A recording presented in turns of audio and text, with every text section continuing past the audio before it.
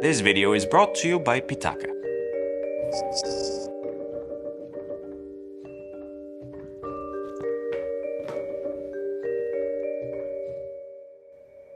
The way I see it, the Samsung Galaxy S25 Ultra has three major problems, all of which significant enough to strip it of its title as the king of flagships, and any chance at potential awards, by the way. Now, does that make it a bad phone? Let's find out. So problem number one is AI, or more specifically, the way it's been overused and overhyped in recent years. It's turning many phones, including their presentations, into a snooze fest, shoving it in our faces at every turn. Now, don't get me wrong, I don't mind utilizing AI trickeries. In fact, I am a fan of few which I use a ton, but at the end of the day, most will trickle down the previous generations anyway, or be locked behind a paywall eventually, so all that begs the question, what is really new? By the way, if you end up enjoying this video, subscribe, because why not? Problem number two is that the Ultra used to be leaps ahead of the competition in performance, battery life, and of course, cameras.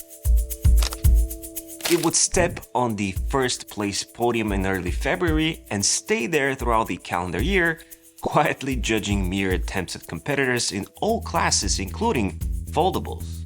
That gap between the Ultra and all other phones seems endangered this year, as now the Ultra may in fact be in an awkward position, like a high school senior being sent back to middle school surrounded by kids like OnePlus. A phone that costs $400 less than the Ultra, offering more RAM, larger base storage, and an improved silicon carbon battery tech. Problem number three is something that I like to call the cost of convenience. This approach might be expected from certain fruit-branded companies, but it was never the case with Samsung's flagship until now. See, the most obvious example is the design philosophy behind this $1,300 phone. In my hands-on video, which I'll link at the end of this one, I called it an S25 Plus with an S Pen because that's exactly what it feels like. It simply blends in just like the standard S25 Plus, which looks like the S24, which resembles the A24. You see what I mean? But the more frustrating compromises are, these subtler ones. The glued-in cameras, for example, feel completely out of place in what's supposed to be a gourmet meal. Then there's the quiet removal of the Bluetooth functionality of the S Pen, a decision that has left many users aggravated. So yeah, one might say that Samsung have settled. Or did they? One thing that I was eager to test was based on a rumor floating around that with One UI 7, DeX on Windows is no longer supported. And it is in fact true. Samsung and Microsoft are pushing to use Link for Windows, and for that reason, this will only work on the previous OSs. If you switch to the S25 Ultra and One UI 7, it is no longer working on Windows, but it is working as DeX, and as expected, everything is super fluid. I in fact installed Good Luck and activated the high resolution option, which is 4K, and I have to say things are very, very smooth and crispy clear. Switching from the Z Fold 6 to the S25 Ultra was as expected seamless, except maybe from some occasional hiccups. One that comes to mind was the inability to summon Gemini when holding the power button at first, something that even a restart couldn't fix. Only time. After a few days of roaming around the US West Coast caseless, things got better in terms of software, except for my realization I wasn't particularly sold on Samsung's new squared-off approach. The color that I have with me is called Titanium Silver Blue, and to be honest, it is not my cup of tea. First of all, it's a fingerprint magnet, and second, it's not the Titanium Jet Black, which this year is an online exclusive only. Now, the regular black, the dual tone version is also great, but I do prefer having dark edges all around. So in person, the S25 Ultra looks refined and modern. like the natural conservative evolution of the lineup. But with the waterfall edges gone, the phone often feels slippery at best. In the meantime, the larger display is something that stands out to me to this day, as do the thinner bezels. But the one thing that continues to surprise me the most is perhaps the weight. For a 6.9-inch device, the S25 Ultra feels almost too light for its size and presence, maybe aiding to that slippery feeling that I keep getting. The more forgiving rounded corners are certainly easier on the inner palms, but they don't inspire much confidence when, handling it. So the case route it is. Now I'm not picking any ordinary case though, this is Pitaka's pin button case, which is a first of its kind. Setting it apart is the 3 customizable pin buttons on the side which work via NFC and are super easy to set up via Samsung's routines. I can use them to open an app or trigger an app-specific shortcut or action, but in reality the possibilities are endless, combining all sorts of actions and presets. A simple example is my password manager, which I often have to resort to now being a click away. Oh, and all this is on a case which is woven from top-grade aramid fiber, providing all-round protection, and adding the built-in MagSafe magnets this phone is missing. Now I can snap Pitaka's phone ring holder, which is more versatile than ever, and prop this phone however I like. And then there's Pitaka's tactile woven cases, which are just gorgeous, and you can check them out alongside the pin button case in the first link in the description below. So, let me circle back to the main pillars of the Ultra, performance of course being number 1. As usual, Samsung has teamed up with Qualcomm to deliver a custom clocked SoC, not only to provide the best of what the 8 Elite can offer, but also to gain access and tinker on a core level, which we'll talk about in a bit. With the improved vapor chamber, things couldn't be smoother, despite, some throttling concerns that are circling out there. And these are actually scenarios, in my opinion, which wouldn't bother Ultra users that much. To me, this phone is the pinnacle of smoothness. It is so buttery, in fact, that for the first time ever, I haven't found a reason to enable the developer settings in order to manually speed up the animations, which should hint to the other reason for this amazing experience. One UI 7. Now, according to Samsung, this update has been in the works for over 3 years, so it isn't just another spec bump in the software department, but rather a meaningful overhaul. And boy, have they delivered.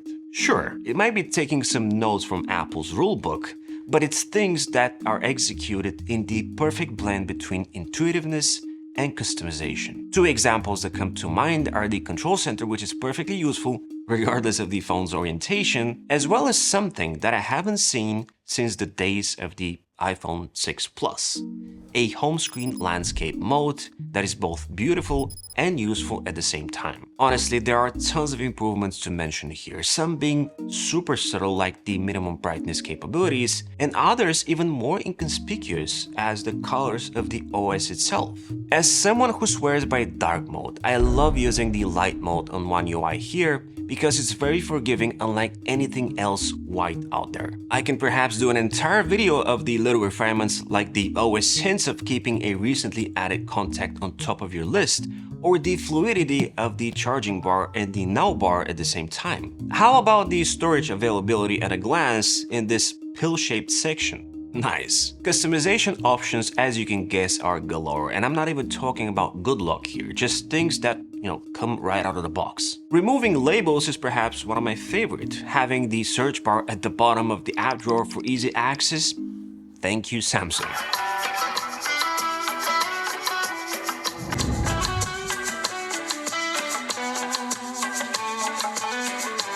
When it comes to battery life, the Ultra does not disappoint either. Featuring the same tech from the past though, it is unable to brag about a larger capacity as can the OnePlus 13, for example. This thinner and just as light competitor features a pack called silicon carbon electrodes, which allow for higher energy density compared to traditional batteries like the one on the Ultra. This innovation enables the 6000 mAh battery of the OnePlus 13 to store more energy in a smaller space while improving efficiency when charging, something Samsung said it will implement next year. Regardless, the Ultra with its improved 3nm chip doesn't back down, helping me end my day with an easy 40% left, if not even more. I do charge via cable 95% of the time, and with a 45-watt charger, I can reach 80% in about 40-ish minutes, which is more than enough. In fact, I don't charge this phone overnight. I top it up while getting ready for work in the morning. One aspect of this phone that I'm holding off for my long-term review is the camera. At a glance, it's easy to say that the formula hasn't changed much since the previous model, aside from the ultra-wide lens, which is now improved. But the reality is that it's too early to tell. Even after using it for a while and doing some experiments like shooting at a basketball game, I still don't have a full picture of how consistent everything is, because that's the key here.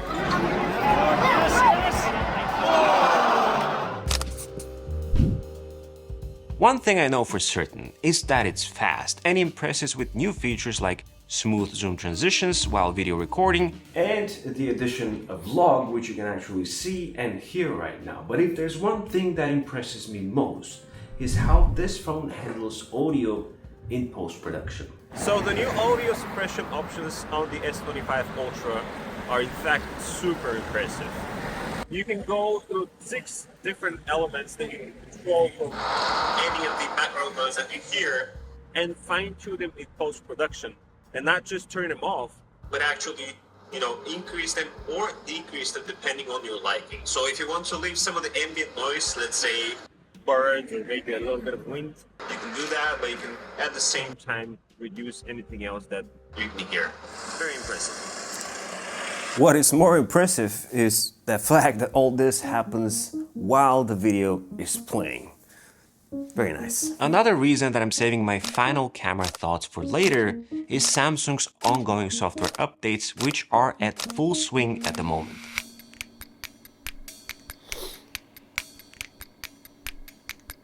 Something I can actually talk about, however, is AI. In my initial coverage, I mentioned that many things can be executed on device without even accessing the cloud. As with most privacy features, however, this is something that has to be enabled from the settings, because by default, things are very much open to the sky. Object erasure from photos, for example, works on device only, and it's super fast compared to what we saw last year, and dare I say, brilliantly executed. AI Select is a heavy hitter in my book too, as I can use it for pretty much anything displayed on my screen. From easily selecting snippets of text from images to translating something on the fly, it's awesome.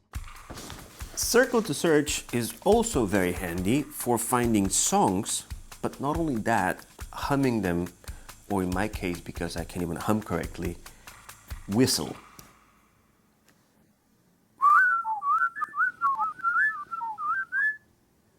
Boom! How cool is that? Choosing a writing style or relying on the built-in grammar and spelling feature is something that I use a lot, so is predictive AI search throughout the OS. Open settings. Opening settings. With the help of Contextual Search, I can find whatever is not obvious in settings. So let's say I want to turn off the always on display. There it is. And it gives me a hint on how to do that. This is very useful because I actually learned that there is a gaming performance mode that I can enable. All that being said, we have to talk about the S Pen and the removal of Bluetooth, not so much because of the compromise itself, but rather the approach. Is this a cost-saving reason? If I have to answer based on the unboxing experience of this phone, I'd say absolutely. Is it a big deal? Not talking about it initially was the wrong move in my opinion, but it is not a reason not to consider this phone because, at its heart, it is very much an Ultra. Sure, the price is way too high, but it will go down, the S24 Ultra being a testament to that. In fact, I'd say go for the S24 Ultra and grab it new because that phone is as capable as this one. To me, this new model is peak Ultra, and that is great, but also a problem because Samsung needs to continue pushing the boundaries instead of settling. The second generation anti-reflective screen, which is immune to reflections, is fantastic, but it's not enough. Not anymore, nor is the upscale tech that Samsung integrated from their TVs improving low-res images and videos without even realizing. Competition at this point is fierce, and people are fed up with AI, so kudos to the S25 Edge that was hinted at the Impact event, as well as the trifold that we might see later this year. But Samsung, please, don't bench the Ultra. If you enjoyed this video, then you should definitely check out my Z Fold review right here, a phone that I'm eager to get back to as soon as One UI drops. Like and subscribe to the channel as well as my newsletter, and as always, it's been an absolute pleasure. This is Z, over and out.